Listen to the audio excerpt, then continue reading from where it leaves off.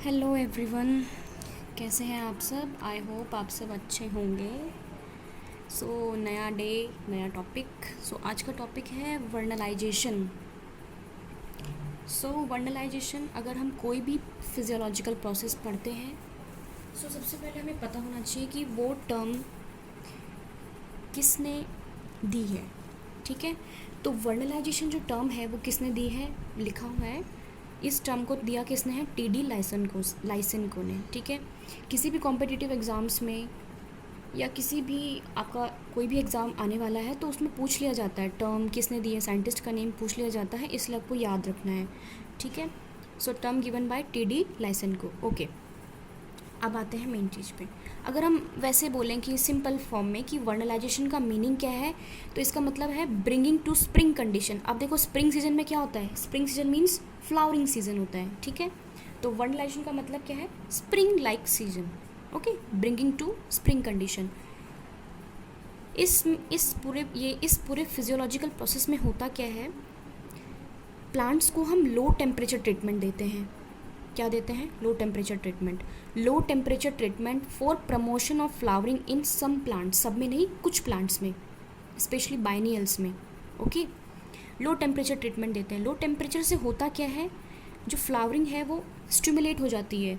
Flowering होगी तो seed production भी बढ़ेगा, फ्लावर से तो फ्रूट बनेगा ना, फ्रूट के अंदर सीड होगा। ओके, तो low temperature treatment for the promotion of flowering in some plants. Vernalization में हम आर्टिफिशियली लो टेम्परेचर देते हैं, नॉर्मल तो होता है, प्रोसेस होता ही है, लेकिन इसमें हम आर्टिफिशियली भी लो टेम्परेचर देते हैं प्लांट्स को for the promotion of flowering in some plants. ठीक है, वर्नलाइजेशन अनलाइक फोटोपीरियोडिज्म। फोटोपीरियोडिज्म पता है आपको, फोटोपीरियोडिज्म का मतलब क्या होता है कि प्लांट का रिस्पॉन्स क्या है। प्लांट रिस्पॉन्स लिख देती हूँ, plant response to the length of dark and light. थोड़ा सा कोऑपरेट करना, राइटिंग ख़राब हो रही है। ओके, मतलब देखो, प्लांट का response to the length of dark and light, इसको बोलते हैं फोटोपीरियोडिज्म। फोटोपीरियोडिज्म का मतलब ये होता है कि किसी प्लांट्स को सपोज़ धूप ज़्यादा चाहिए होती है, ओके, किसी प्लांट्स को कम चाहिए होती है, ये आपको पता होंगे ना। तो फोटोपीरियोडिज्म के हिसाब से ही हमने प्लांट्स को डिवाइड किया है। कुछ लॉन्ग डे प्लांट्स होते हैं, कुछ शॉर्ट डे प्लांट्स होते हैं, कुछ डे न्यूट्रल प्लांट्स होते हैं। ओके, आई होप क्लियर होगा, long day short day plants होते हैं, ये फोटोपीरियोडिज्म के अंदर हम पढ़ेंगे। Okay, so vernalization, unlike photoperiodism, alone cannot induce flower formation in biennial itself, but it prepare plant for flowering. अब फोटोपीरियोडिज्म क्या होता है, वो डायरेक्टली इंड्यूस करता है फ्लावर फॉर्मेशन को, क्योंकि जितनी लाइट चाहिए, ज़्यादा लाइट चाहिए, कम लाइट चाहिए, ये फोटोपीरियोडिज्म में होता है। लेकिन वर्नलाइजेशन में अकेला वो ऐसा नहीं कर सकता। वर्नलाइजेशन में बस ये होता है कि वो प्रिपेयर करता है, वो एनहेंस करता है फ्लावर फॉर्मेशन को in plants. Okay, it prepare plant for flowering. क्योंकि वर्नलाइजेशन में क्या हो रहा है, लो टेम्परेचर ट्रीटमेंट दे रहे हैं, क्योंकि लो टेम्परेचर से जो फ्लावर की फॉर्मेशन है, फ्लावर फॉर्मेशन वो प्लांट्स में इन्हेंस हो रही है। अब देखो, दो फेज़ होते हैं प्लांट्स में, सबको पता होगा, एक वेजिटेटिव फेज़ होता है और एक रिप्रोडक्टिव फेज़ होता है। रिप्रोडक्टिव, भगवान कितना गंदा जा रहा है। एक वेजिटेटिव फेज़ होता है, एक रिप्रोडक्टिव फेज़ होता है। होप दिख रहा होगा बेटा आपको, रिप्रोडक्टिव फेज़ होता है और एक वेजिटेटिव फेज़ होता है। ठीक है, तो जब लो टेम्परेचर ट्रीटमेंट हम देते हैं तो वेजिटेटिव फेज़ क्या होता है, कम हो जाता है उसका, फ्लावर का। तो जब वेजिटेटिव फेज़ कम हो जाएगा तो जल्दी से रिप्रोडक्टिव फेज़ आएगा। ठीक है, तो रिप्रोडक्टिव फेज़ क्या होता है, इसमें फ्लावर होगा। फ्लावर जिस फेज़ में आता है उसको बोलते हैं रिप्रोडक्टिव फेज़। फ्लावर फॉर्मेशन होगी तो जितनी जल्दी सीड फॉर्मेशन होगा, मतलब क्या होगा, यील्ड जल्दी, मतलब जो यील्ड होती है वो जल्दी मिलेगी हमें। ओके, अब चाहे लॉन्ग डे प्लांट हो, चाहे शॉर्ट डे प्लांट हो, चाहे डे न्यूट्रल प्लांट हो, सभी को वर्नलाइजेशन की ज़रूरत होती है। ओके, अब जो लेंथ ऑफ चिलिंग है, मतलब जो टेम्परेचर हम दे रहे हैं, वो वेरी करता है स्पीशीज़ टू स्पीशीज़। किसी को 4 डेज़ में ही चला जाता है, किसी को 3 मंथ चाहिए होता है। ठीक है, जो इफ़ेक्टिव टेम्परेचर है वर्नलाइजेशन का वो 4 डिग्री सेल्सियस है। आई होप आपको समझ में आ रहा है। ओके, अब देखो, कुछ विंटर वैरायटीज़ होती हैं, जैसे सीरियल्स में वीट वगैरह, कुछ विंटर वैरायटीज़ हैं, वीट, राई वगैरह। ठीक है, ये सो किए जाते हैं अक्टूबर नवंबर में, चिलिंग पीरियड में। इनको चिलिंग ट्रीटमेंट चाहिए, ये ट्रीटमेंट मिलने के बाद इनको फोटो पीरियडिज्म मतलब जो फ्लावरिंग फॉर्मेशन जो होता है, इसके बाद जो फोटो पीरियड होता है वो फ्लावरिंग के लिए वो चाहिए होता है इन्हें, ठीक है। अगर इनको चिलिंग ट्रीटमेंट नहीं मिला तो फ्लावरिंग इनिशिएट ही नहीं होगा इनका फ्लावरिंग पीरियड जो है वो डिले हो जाएगा। इसलिए आपको पता होना चाहिए ना कि टेम्परेचर का क्या रोल है। सब प्लांट्स की बात नहीं कर रहे, कुछ प्लांट्स की बात कर रहे हैं यहाँ पे। ओके, आई होप आपको समझ में आ गया होगा। ओके, सो अब लो टेम्परेचर ट्रीटमेंट हम दे रहे हैं, कहाँ दें ये भी तो होता है ना। तो हम सीड्स में, जर्मिनेटिंग सीड्स में भी दे सकते हैं, कहीं पे भी। अब देखो मैंने लिख रखा है कि साइट ऑफ वर्नलाइजेशन कहाँ पे होनी चाहिए। मेटाबॉलिक एक्टिव एपिकल मेरिस्टेम, ये साइट है, यहाँ पे हम लो टेम्परेचर ट्रीटमेंट देते हैं। अब एपिकल मेरिस्टेम में क्यों देते हैं? क्योंकि यहाँ पे जहाँ पे मेरिस्टेमेटिक टिश्यू होगा, मेरिस्टेमेटिक टिश्यू क्या होता है वहाँ पे एक्टिव ग्रोथ होती है ना, बहुत जल्दी ग्रोथ होती है। मेरिस्टेमेटिक टिश्यू का तो ज़्यादा ग्रोथ होगी ना, जल्दी रिस्पॉन्स होगा। ओके, तो यहाँ पे हम साइट है, यहाँ पे apical meristem is a site of vernalization, यहाँ पे हम लो टेम्परेचर ट्रीटमेंट देंगे। आ गया समझ में? अब यंगर लीव्स जो यंग होंगी, ऑब्वियस बात है यंग लीव्स जो होती हैं वो ज़्यादा ससेप्टेबल होती हैं वर्नलाइजेशन के लिए। ओके, यंग लीव्स में मेरिस्टेमेटिक टिश्यू ज़्यादा एक्टिव होता है। ओके, अच्छा, अब कैसे करते हैं ये, इसके लिए टेक्निक तो आपको ये समझ में आ गया कि वर्नलाइजेशन से क्या होता है कि वेजिटेटिव फेस रिड्यूस हो जाता है। तो जब वेजिटेटिव फेस ये याद रखना बस, अगर वेजिटेटिव फेस रिड्यूस हो गया तो जल्दी से रिप्रोडक्टिव फेस आ जाएगा, ठीक है। तो ड्यूरेशन हो जाएगा एक प्लांट की, जो एक सपोज़ एक प्लांट है, कोई भी वीट है या कोई भी प्लांट है, सपोज़ उसका 6 मंथ ड्यूरेशन है, पूरा लाइफ साइकिल है उसका, 3 मंथ उसका वेजिटेटिव फेस है सपोज़, और उसका 3 मंथ ही उसका रिप्रोडक्टिव फेस है। तो 3 मंथ ना होके वेजिटेटिव फेस अगर हमें लो टेम्परेचर ट्रीटमेंट दे दिया तो वो 1 मंथ हो गया या 2 मंथ हो गया है, तो उसका वो रिड्यूस हो गया है ना। तो जो हमें 6 मंथ में मिल रहा था वो अब हमें 5 या 4 मंथ में मिलने लग जाएगा, तो ये अच्छा है ना। ओके, सो टेक्निक बहुत सिंपल प्रोसेस है। हम क्या करेंगे इसमें, पहले हम सीड्स को सो करके रखेंगे वाटर में। कोई भी सीड्स हमारे सो कर लिए उसको वाटर में हमने, ठीक है, उनको जर्मिनेट करने दिया हमने 10 से 12 डिग्री सेल्सियस में। पहले नॉर्मल तो नहीं, 10 to 12, ये भी टेम्परेचर लो ही है वैसे। पहले हमने उसको उस टेम्परेचर में ग्रो करने दिया। ओके, फिर सीड्स को हमने ट्रांसफ़र कर दिया, अब लो टेम्परेचर में ट्रांसफ़र कर दिया 3 to 5 डिग्री सेल्सियस में। ओके, फ्यू डेज़ तक, मतलब 30 डेज़, ये मैंने बोला था ना वेरी करता है, टाइम भी वेरी करता है। ओके, अब सीड्स को हम सुखाएंगे डायरेक्टली। हम जो अब हमने सीड्स को ट्रांसफ़र किया लो टेम्परेचर में, थोड़ा सा मॉइस्चर होगा ना उनके अंदर, लो टेम्परेचर पे रख रहे हैं तो मॉइस्चर होगा ना।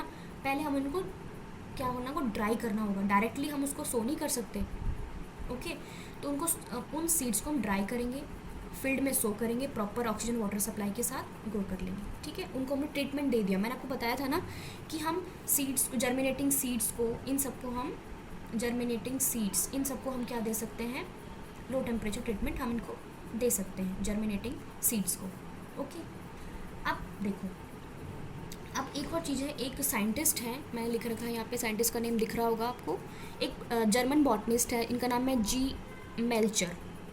ओके, इन्होंने एक प्लांट लिया था हायोस्काइमस नाइगर, इन्होंने एच नाइगर ये प्लांट लिया था। एक लॉन्ग डे प्लांट है, लॉन्ग डे मीन्स उसको जो लेंथ है वो डे लेंथ बहुत ज़्यादा चाहिए होती है और नाइट पीरियड उसको बहुत कम चाहिए होता है। लॉन्ग डे का प्लांट का मतलब ये होता है, वो एक लॉन्ग डे प्लांट है, ठीक है। तो इन्होंने इस प्लांट में एक्सपेरिमेंट परफॉर्म किया था कि कुछ चीज़ वर्नलाइजेशन से ऐसा क्या हो रहा है कि जो वेजिटेटिव फेस है वो कम हो जा रहा है और रिप्रोडक्टिव फेस बढ़ जा रहा है, नॉट बढ़ जा रहा है, जल्दी आ जा रहा है, ठीक है, और फ्लावरिंग जो है वो स्टिमुलेट हो जा रही है। ऐसा क्या हो रहा है, कुछ ना कुछ चीज़ तो होगी ना।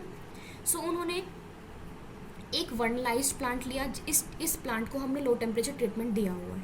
एक अनवर्नलाइज्ड प्लांट लिया, ओके, फिर उन्होंने क्या किया, इन दोनों को ग्राफ्ट कर दिया, एक साथ ग्राफ्टिंग कर दी इन दोनों प्लांट्स की, दिख रहा है क्लियरली, इन दोनों प्लांट्स को ग्राफ्ट कर दिया।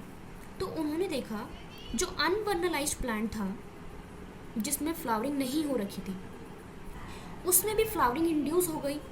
कैसे हो इंड्यूस, इसका मतलब कुछ ना कुछ चीज़ ऐसी थी जो वर्नलाइज्ड प्लांट से अनवर्नलाइज्ड प्लांट्स में ट्रांसफ़र हुई, जिससे वो फ्लावरिंग इंड्यूस हो गई। तो उस वर्नलाइजेशन स्टिमुलस को हमने क्या नाम दिया, वर्नलिन। ओके, क्या नाम दिया हमने वर्नलिन। ओके, समझ में आ गया, ये एक्सपेरिमेंट ध्यान रखना। ओके, अब इसके बहुत सारे मैकेनिज़्म हैं कि इस पूरे वर्नलाइजेशन को एक्सप्लेन करने के लिए। एक है hypothesis of phasic development, hypothesis of phasic development, और दूसरा है हाइपोथेसिस ऑफ हार्मोनल डेवलपमेंट। मैं इस वीडियो में नहीं एक्सप्लेन करूँगी, सॉरी, बहुत ज़्यादा बड़ा वीडियो हो जाता है, फिर कोई देखता नहीं है इतना बड़ा video. Hypothesis of phasic development, hypothesis of hormonal development. Okay, ये मैकेनिज़्म है, मतलब बेसिकली थ्योरीज प्रपोज्ड हैं इस मैकेनिज़्म को समझाने के लिए। बट इतना भी बहुत, अगर आपको इतना भी पता है तो ये मोर देन सफिशिएंट है। ओके, सो आपको पता होना चाहिए वर्नलाइजेशन क्या होता है। इसमें हम प्लांट को लो टेम्परेचर ट्रीटमेंट देते हैं ताकि फ्लावरिंग को हम इंड्यूस कर सकें। फ्लावरिंग इंड्यूस होगी तो सीड प्रोडक्शन भी एनहेंस होगा। ठीक है, ये आपको समझ में आ गया कैसे टेक्निक है, सिंपल प्रोसेस है, किस तरीके से हमने किया, ये एक्सपेरिमेंट आपको याद रखना है। अब लास्ट में अब ये सोचो कि इसका सिग्निफिकेंस क्या है। इसका सिग्निफिकेंस, सबसे पहला सिग्निफिकेंस तो मैंने आपको बता दिया कि वर्नलाइजेशन से क्या हो रहा है, जो फ्लावरिंग टाइम है वो छोटा हो जा रहा है, फ्लावरिंग जल्दी इंड्यूस हो जा रहा है। अगर वेजिटेटिव फेज छोटा होगा तो रिप्रोडक्टिव फेज जल्दी से आ जाएगा। ओके, तो इसका मतलब क्या होगा कि जो टाइम है फ्लावरिंग का वो भी जल्दी आ गया, मतलब वो शॉर्ट हो गया। ठीक है, जिससे क्या होगा कि हम एक साल में एक से ज़्यादा क्रॉप उगा सकते हैं। ये बोला ना मैंने आपको एग्जांपल दिया था ना कि वो 4 मंथ में ही हो गया कंप्लीट। वो पहले 6 मंथ ले रहा था, लेकिन अब वो 4 मंथ में ही क्रॉप प्रोड्यूस हो जा रही है, क्योंकि वेजिटेटिव फेज कट गया। तो ऑब्वियसली वेजिटेटिव फेज अगर कम हो गया तो रिप्रोडक्टिव फेज भी ऑटोमेटिकली कम हो जाएगा। ठीक है, तो इससे क्या होगा कि हम एक से ज़्यादा क्रॉप एक ईयर में ग्रो कर सकते हैं। ओके, ठीक है। और अगर हम विंटर क्रॉप्स को स्प्रिंग सीजन में ग्रो करते हैं, जो विंटर क्रॉप्स हैं उनको अगर हम स्प्रिंग सीजन में ग्रो करते हैं तो उससे क्या होगा कि जो प्लांट को हम प्रोटेक्ट भी कर सकते हैं। जो फ्रीजिंग इंजरी होती है, प्लांट्स को फ्रीजिंग इंजरी हो जाती है ना, जब ज़्यादा ठंड पड़ती है तो उसमें आइस क्रिस्टल फॉर्मेशन हो जाती है, तो उस फ्रीजिंग इंजरी से भी बचा सकते हैं। जब बहुत लो विंटर टेम्परेचर है तो उस टाइम प्लांट्स को फ्रीजिंग इंजरी हो सकती है। ठीक है, तो इसमें तो हम कंट्रोल कंडीशन में कर रहे हैं ना, हमने नॉर्मल टेम्परेचर में ही हमने उसको लो टेम्परेचर ट्रीटमेंट दे दिया, उसका फ्लावरिंग इंड्यूस हो गया। ठीक है, वरना नॉर्मल देखें अगर विंटर्स में तो कई बार फ्रीजिंग इंजरी हो सकती है। ठीक है, तो पहला सिग्निफिकेंस, अच्छा मैं आपको लिख के दे देती हूँ, आपको प्रॉब्लम नहीं होगी, वरना ठीक है याद रखो। पहला सिग्निफिकेंस क्या हो गया कि वर्नलाइजेशन से क्या होता है, जो फ्लावरिंग का टाइम है वो शॉर्ट हो जाता है। क्या हो जाता है, where to write, wait. So significance क्या है, shorten the time of flowering, time to flower, क्योंकि by decreasing the vegetative phase. Okay, vegetative period decrease हो गया तो जो फ्लावरिंग का टाइम है वो रिड्यूस हो गया, जिससे हम which helps in production of more than one crop in a year, more than one crop in a year। Clear हो गया आपको? बहुत गंदा लिखा जा रहा है ये, बट प्लीज़ कोऑपरेट करना। ठीक है, तो सिग्निफिकेंस आपको समझ में आ गया कि जो फ्लावर का वेजिटेटिव फेस है वो हमने कम कर दिया, जिससे फ्लावरिंग का टाइम भी कम हो जाएगा। ठीक है, जिससे हम एक से ज़्यादा क्रॉप एक ईयर में उगा सकते हैं। और जो विंटर क्रॉप्स हैं, जिनकी प्रॉब्लम्स आती थी विंटर क्रॉप्स को उगाने में, तो विंटर क्रॉप्स को हम स्प्रिंग सीजन में ग्रो कर सकते हैं। दूसरा सिग्निफिकेंस, विंटर क्रॉप्स को हम स्प्रिंग सीजन में ग्रो कर सकते हैं। ठीक है, जिससे जो फ्रीजिंग इंजरी होती है विंटर क्रॉप्स को वो नहीं होगी। ओके, ये 2 चीज़ें हैं, 2 सिग्निफिकेंस हैं। आई होप आपको क्लियर हो गया होगा। अगर नहीं क्लियर हुआ है कुछ भी तो प्लीज़ कमेंट बॉक्स में बताना, मैं आपको ट्राई करूँगी समझाने की। बट आई ट्राइड कि मैं छोटी सी वीडियो में किस तरह से आपको पूरा बताने की कोशिश मैंने करी है। आई होप आपको थोड़ा बहुत समझ में आया होगा, और नहीं आया तो प्लीज़ लेट मी नो, मैं कोशिश करूँगी पूरा समझाने की। सो वर्नलाइजेशन का डेफिनेशन किसने दिया है, ये टर्म ये आपको याद रखना है। साइट कौन सी होती है वर्नलाइजेशन की, ये आपको बहुत ज़रूरी याद रखना, टेक्निक और ये process. Okay, so thanks for watching the video and please like, share, subscribe if you want. Thanks for watching the video. Be happy, be safe.